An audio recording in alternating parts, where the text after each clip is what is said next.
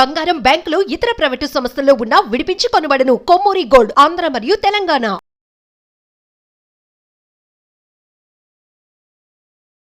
నమస్తే, నేను మీ Gopi. Welcome back to మనం టీవీ.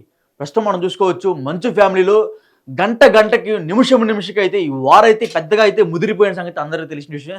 ప్రస్తుతం కూడా ఈ జన్వాడ ఫామ్ హౌస్ అయితే విపరీతంగా ఘర్షణలు మొదలయ్యాయి. అదేవిధంగా చాలా మంది మీడియా వ్యక్తుల మీద కూడా మోహన్ బాబు అయితే దాడికి పాల్పడిన సంగతి మనం అందరం చూసిన విషయం. ఈరోజు మధ్యాహ్నం నుంచి ఇప్పటి వరకు కూడా ఆ ఇంటి దగ్గర అయితే తీవ్ర ఘర్షణలు అయితే అంటే వెంటనే ఫస్ట్ వాళ్ళ బౌన్సర్లు, తర్వాత పోలీసులు, ఇప్పుడైతే మాత్రం ఏకంగా మోహన్ బాబు గారి రంగంలో దిగి మీడియా వ్యక్తుల మీద దాడి చేయడం, అదేవిధంగా సొంత కొడుకుని తన అనుచరులు పెట్టి మీడియా కళ్ళ ముందే, మీడియా కెమెరాల ముందే సొంత కొడుకుని కొట్టించిన దృశ్యాలు అయితే మనకు కనబడ్డాయి.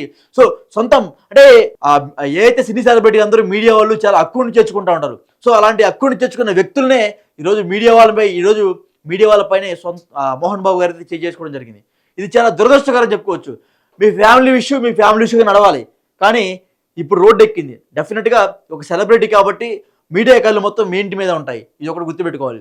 తర్వాత ప్రస్తుతం ఇప్పుడు మోహన్ బాబు గారి గన్నుని, అదేవిధంగా విష్ణు గారి గన్నుని అయితే సీజ్ చేయడం జరిగింది. అంటే వాళ్ళిద్దరికి క్షణికావేశం చాలా ఎక్కువ.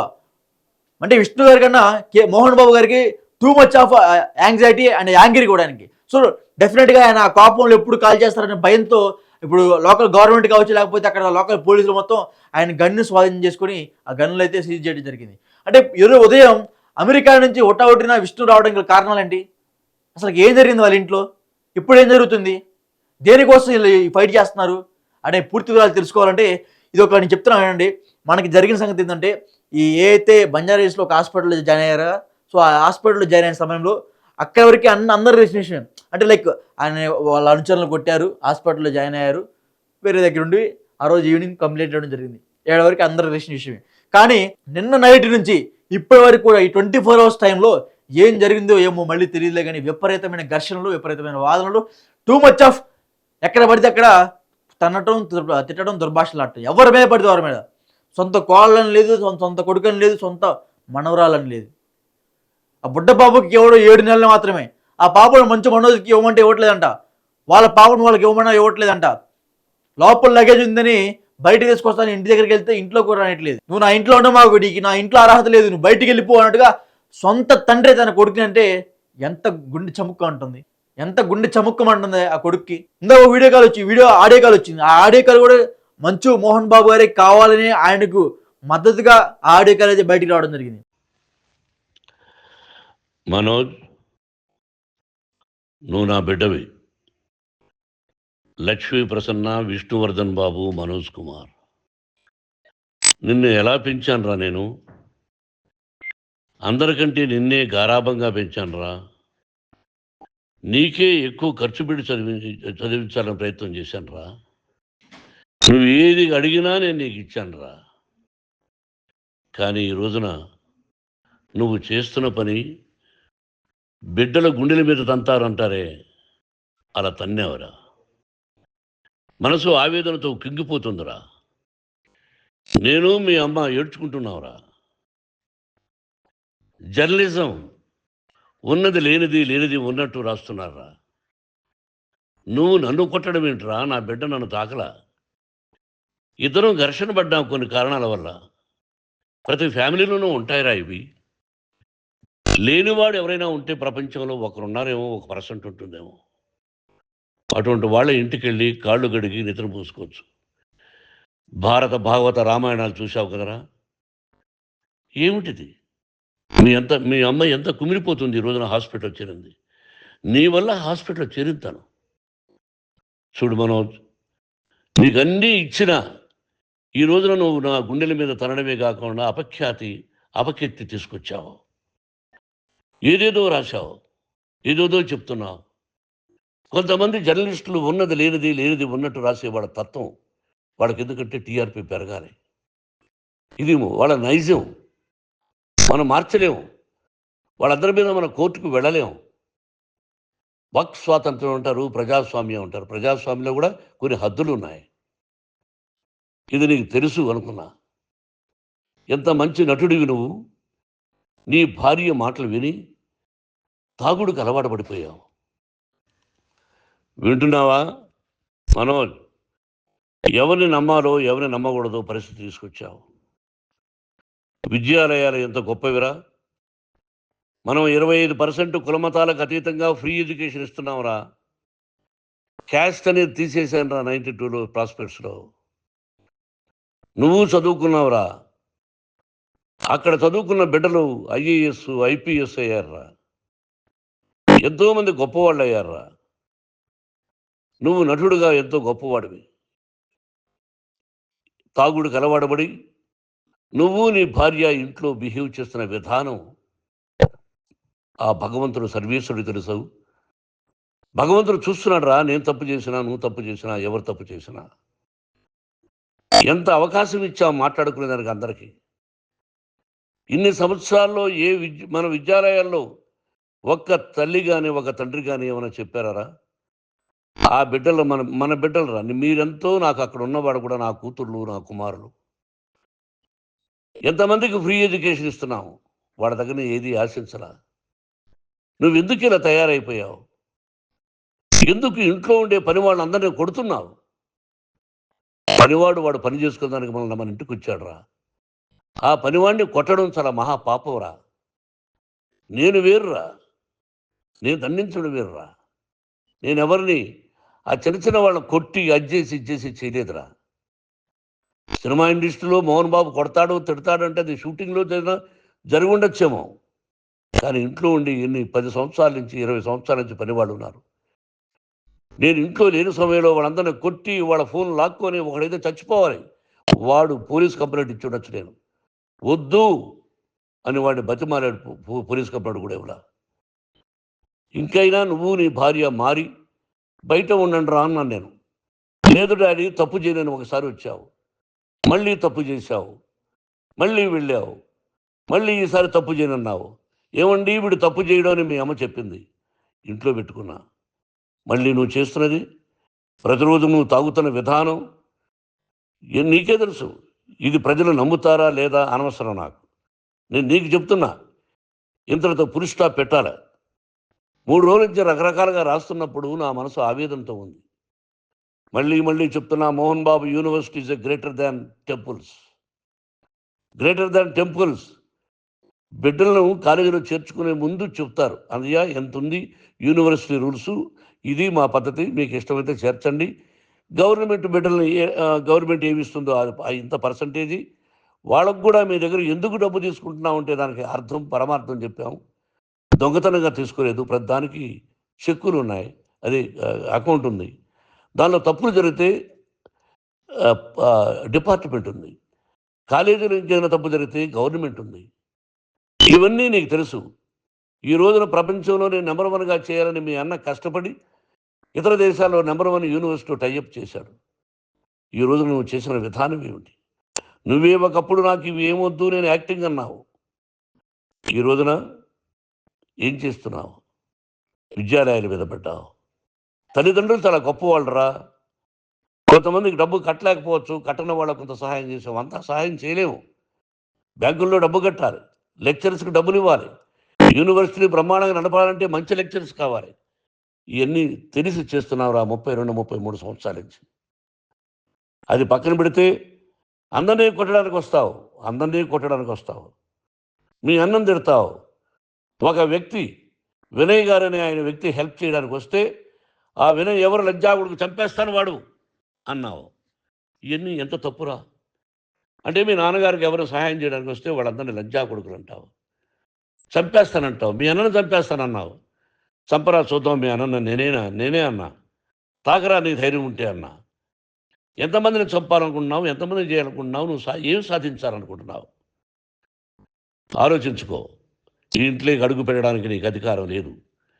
ఇది నా కష్టార్జితం. మా నాన్నగారు 10 రూపాయలు 10 పైసలు కూడా ఇవ్వలేదురా. మంచి జన్మనిచ్చాడు మా నాన్నగారు. మద్రాసుకు వెళ్ళి వీధుల్లో అడుగు తిన్నాను రా. ఒక పూట కూడా భోజనం లేకుండా అడుగు తిన్నాను రా. న్యాయంగా మోహన్ బాబు తిడతాడు కొడతాడంటారు కానీ మోసగడనం లేదురా. నీట్ పార్లమెంటేరియన్గా బయట వచ్చాను రా. నువ్వు నా పరువు ప్రఖ్యాతులు మంట కలిపావు. ఏమిటి నేను చేసిన అన్యాయం? నీకు జన్మనిచ్చాను, అదా నేను చేసిన పాపం.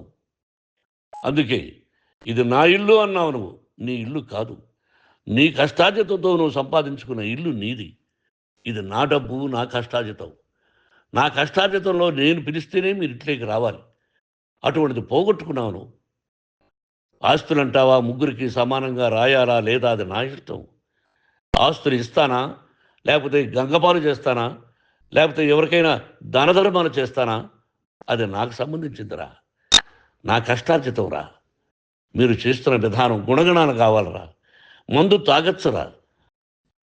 ఎంత తాగాలి? నేను కూడా 1 or 2 పెగ్స్ తీసుకుంటా. ఇది తప్పు కాదు, జనానికి తెలియాలి. నా డబ్బు ఇది. ఏ తాగి ఎవరిని కొట్ల, తాగి నేను తింటున్నా, అది ప్రజలకు అక్కర్లా. నేను తప్పు చేస్తేనే ప్రజలకు కావాలా. ఇవన్నీ ఉన్నాయిరా. ఇవన్నీ తెలుసుకో.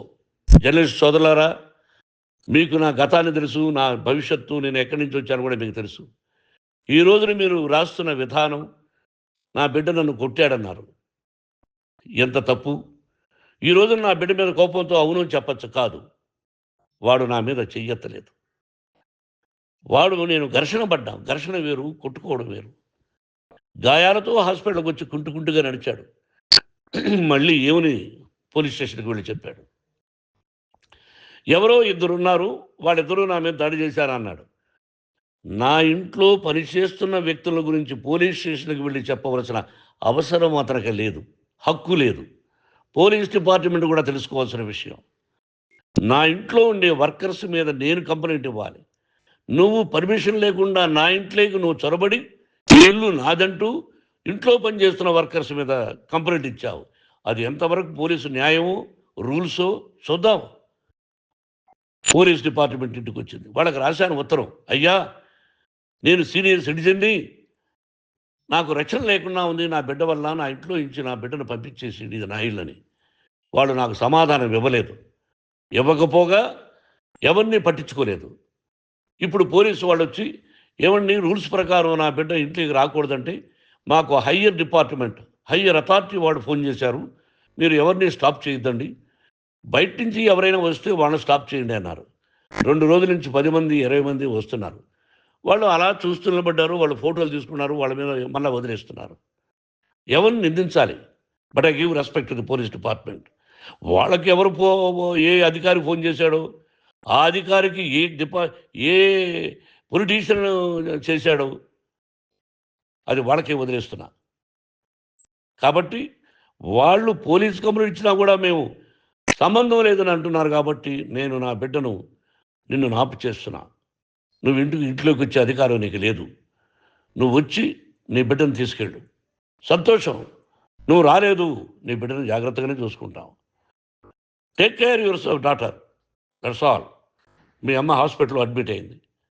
రేపో ఎల్లుండో మీ అమ్మను పిలిపించి బాగైన తర్వాత ఇదిగో నువ్వు నీ కొడుకు బిడ్డను తీసుకెళ్ళి వాడికి అప్పచెప్పని చెప్తాను పోలీసు వాళ్ళ ఆధ్వర్యంలో. ఇది 100% జర్నలిస్ట్ సోదరులారా, పులి స్టాప్ పెట్టండి. మీకు కుటుంబాలు ఉన్నాయి, మీ యజమానులకు కుటుంబాలు ఉన్నాయి. మీ కుటుంబాల విషయాలు, మీ యజమానుల కుటుంబాల విషయాలు మేము ఎవరు జోక్యం చేసుకోవాలా. మేము నటీనటులం. మాది తప్పుంటే నటుడుగా నన్ను ఫెయిల్యూర్ అని రాయండి, నా నటన బాగలేకపోతే రాయండి. బట్ ఇంటి లోపల సందులో నుంచి చూస్తూ తప్పు చేస్తున్నామని ఉన్నది లేనిది ఉన్నట్టు రాయకండి. మీకు నా హృదయపూర్వక నమస్కారాలు. ఇన్ని రోజులు హృదయపూర్వకంగా ఎంకరేజ్మెంట్ చేశారు. ఆ ఎంకరేజ్మెంట్కు నమస్కారం చేసుకుంటూ I love you all. I love you police department. మీరు న్యాయంగా ధర్మంగా నడుచుకోండి, ఎవరికి తొత్తుల్లాగా ఉండొద్దండి అని మనవి చేసుకుంటూ నేను సెలవు తీసుకుంటాను. Thank you very much for all the journalist. ఇక్కడ పులి స్టాప్ పెట్టండి. Thank you very much. ఆయనకి మద్దతుగా మాట్లాడిన మాటల వల్లే ఆ వీడియో కాల్ అయితే బయటికి రావడం జరిగింది, ఆడియో కాల్. సో ప్రస్తుతం అయితే ఇప్పటికీ కూడా ఈ జన్పల్లి ఫామ్ హౌస్లో అయితే విపరీతమైన ఘర్షణలు అయితే జరుగుతూనే ఉన్నాయి. వందల సంఖ్యలో జనాలు అక్కడ ఏర్పడి వాళ్ళిద్దరు ఘర్షణలు ఏవైతే ఉన్నాయో, మీడియాల మీద ఘర్షణలు జరుగుతున్నాయి, సొంత ఫ్యామిలీ మీద ఘర్షణలు జరుగుతున్నాయి, కోడల మీద ఘర్షణలు జరుగుతున్నాయి. ఎవరి మీద పడితే వాళ్ళ మీద తన భేదం లేకుండా ఆడైతే పెద్ద ఎత్తున గొడవలు అయితే జరుగుతున్నాయి. అంటే ఇప్పటి వరకు అయితే భూమా మౌనిక అయితే దీంట్లోకి అయితే ఎంటర్ కాలేదు. ఒకవేళ భూమా మౌనిక రెడ్డి ఎంటర్ అయితే ఆళ్ళగడ్డ నుంచి జనాలు వస్తే మంచు ఫ్యామిలీ పరిస్థితి ఏంటని చాలామంది ప్రజలు అనుకుంటున్నారు. అదేవిధంగా చాలామంది ఇట్లా అనుకుంటున్నట్టుగా వార్తలు కూడా మా దాకా వస్తున్నాయి. ఒకవేళ రాజకీయంగా దీనికి తోడైతే ప్రస్తుతం 2 అధికార పార్టీలు ఉన్నాయి. ఏ అయితే అటుపక్క కాంగ్రెస్ కావచ్చు, అటుపక్క తెలుగుదేశం, జనసేన, బీజేపీ కూటమి ఏ అయితే ఉందో వీళ్ళందరూ కలిసి తోడైతే మీ పరిస్థితి ఏంటి అన్నట్టుగా ఆమె అనుకుంటే మంచు ఫ్యామిలీ పరిస్థితి ఏంటి అని జనాలు అనుకుంటున్నారు. ప్రస్తుతం అయితే నిన్న మంచు మనోజ్ గారితో ఒక ట్వీట్ చేయడం జరిగింది. నాకు మా ఫ్యామిలీ నుంచి థ్రెడ్ ఉంది, మా నాన్న మా అన్నలే నన్ను చంపే అవకాశాలు ఉన్నాయన్నట్టుగా, నా భార్యని నన్ను చంపే అవకాశాలు ఉన్నట్టుగా నాకు థ్రెడ్ అటాకింగ్ ఉందన్నట్టుగా ఆయన ట్వీట్ చేయడం జరిగింది. అటాక్ కూడా సిబిఎన్ గారికి, పవన్ కళ్యాణ్ గారికి, ఇక్కడ తెలంగాణ సీఎం రేవంత్ రెడ్డి గారికి, డిప్యూటీ సీఎం బట్టి విక్రమార్క గారికి అయితే ట్యాగ్ చేయడం జరిగింది. అంటే ఎటు వెళ్ళినా సరే మంచు ఫ్యామిలీకి ఉచ్చు బిగించుకుందా, అందరూ మంచు మనోజ్కి సపోర్ట్ ఉన్నారా అన్నట్టు కూడా చాలామందికి అనుమానాలు అయితే వ్యక్తమవుతున్నాయి. భూమా మౌనికారెడ్డి ఎంటర్ అయితే మంచు ఫ్యామిలీ పరిస్థితి ఏందని కూడా చాలామంది ఆలోచిస్తున్నారు. ఆళ్ళగడ్డ నుంచి నైట్ జనాలు బయలుదేరుతున్నారంట 100 సంఖ్యలో భూమా మౌనికారెడ్డికి అండగా. అంటే ఇదంతా ఎప్పటి నుంచి వచ్చిందంటే వీళ్ళ పెళ్లిని చేసుకోవడం మోహన్ బాబు గారికి నచ్చలేదంట. ఎప్పటికీ కూడా వాళ్ళని దూరం పెడతా ఉంటారంట. ఇంకో వంక చెప్తున్నారు, ఇప్పుడు వచ్చిన ఆడియో కాల్ ఏదైతుందో ఆడియో కాల్ వాళ్ళిద్దరు తాగి తందనాలాడి మొగుడి పిల్లలిద్దరూ ఎప్పుడు పడితే అప్పుడు వచ్చి విపరీతమైన బూతులు వర్షాలతో మా మీద ఎప్పుడు చెలరేగుతూ ఉంటారని ఈరోజైతే మంచు మోహన్ బాబు గారు ఒక ఆడియో కాల్ అయితే బయటికి రావడం జరిగింది.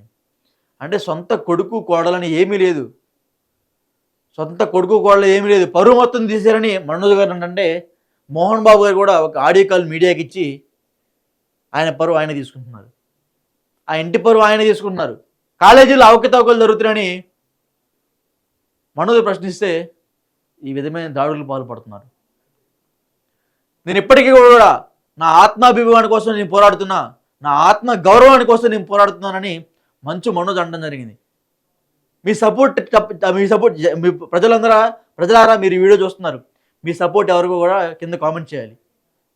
ఇన్ని సంవత్సరాల నుంచి సినిమా వర్గాలు సినిమాలు చూస్తున్నారు, అదేవిధంగా వాళ్ళ పర్సనల్ లైఫ్ కూడా మ్యాక్సిమం సినిమా ప్రేక్షకులు అందరికీ తెలిసే ఉంటుంది. డెఫినెట్గా మీరు అందరూ కింద కామెంట్ చేయాలి. ఎవరు తప్పు ఎవరు కరెక్ట్? లవ్ మ్యారేజ్ చేసుకున్నది మాత్రాన ఈ విధంగా ఘర్షణలు ఉంటాయా? విష్ణు గారి కూడా లవ్ మ్యారేజే, అక్కడ లేదే, ఎందుకు ఇక్కడే వస్తుంది అనేది ఒక ప్రశ్నార్థకంగా మిగిలిపోయింది. మనోజ్ పెళ్ళప్పుడు కూడా మోహన్ బాబు గారు వెళ్ళలేదు, లక్ష్మి గారు బలవంత పెడితే అప్పుడు ఏదో వెళ్ళి మోహన్ చూపించుకొని వచ్చారు. సో ఎప్పటికీ కూడా ఆ పెళ్ళి అంటే ఆయనకు నచ్చదని చాలా వార్తలు వస్తున్నాయి. సో ఎనీవే ప్రస్తుతం అయితే ఈ జన్పల్లి ఫామ్ హౌస్లో అయితే విపరీతమైన ఘర్షణలు జరుగుతున్నాయి. ఎవరు కూడా అటుపైకి వెళ్ళమాకండి, ఏ క్షణమైనా సరే ఏదైనా జరగవచ్చు, తుపాకులు మోతలు రావచ్చు, ఆళ్ళగడ్డ నుంచి బాంబులు పేలవచ్చు, మరి ఏమైనా జరగవచ్చు. సో ప్రస్తుతం అయితే మంచు ఫ్యామిలీకి అయితే ఒక పెద్ద వార్నింగ్ అని చెప్పుకోవచ్చు. ఆల్రెడీ ఆ మంచు ఫ్యామిలీకి అయితే ఆళ్ళగడ్డ నుంచి బెదిరింపు కూడా వచ్చే అవకాశాలు వస్తున్నాయని మాకు వచ్చిన వర్గాలు చెప్తున్నాయి. ఏ అయితే లోగుట్టు వర్గాలు ఉంటాయి కదా అందరికీ ఉన్నట్టుగానే, సో వాళ్ళైతే చెప్పడం జరుగుతుంది.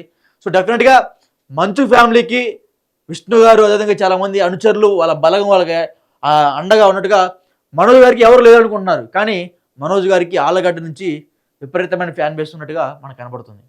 వాళ్ళ భార్య సైడ్ నుంచి ఒక్కడిని చేశారని చాలామంది బాధపడుతున్నారు. ఒక్కడిని చేయాల ఆయన అంటే కూడా చాలామంది 10ల సంఖ్యలో 100ల సంఖ్యలో ఆళ్ళగడ్డ నుంచి బయలుదేరుతున్నట్టుగా సమాచారం అందింది. మరి ఏం జరుగుతుందో చూద్దాము, రేపటి వరకు కూడా ఏం జరుగుతుందో చూద్దాము. ప్రస్తుతం అయితే అక్కడైతే ఘర్షణల మీద ఘర్షణలు జరుగుతూనే ఉన్నాయి. ఎవరి మీద పడితే వాళ్ళ మీద దురుసుగా మాట్లాడటం, దాడికి పాల్పడటం అయితే మోహన్ బాబు గారు చేయడం జరుగుతుంది. సో రేపటి వరకు ఏం జరుగుతుందో చూద్దామండి. సో అంతదాకా చూస్తూనే ఉండే మనం టీవీ.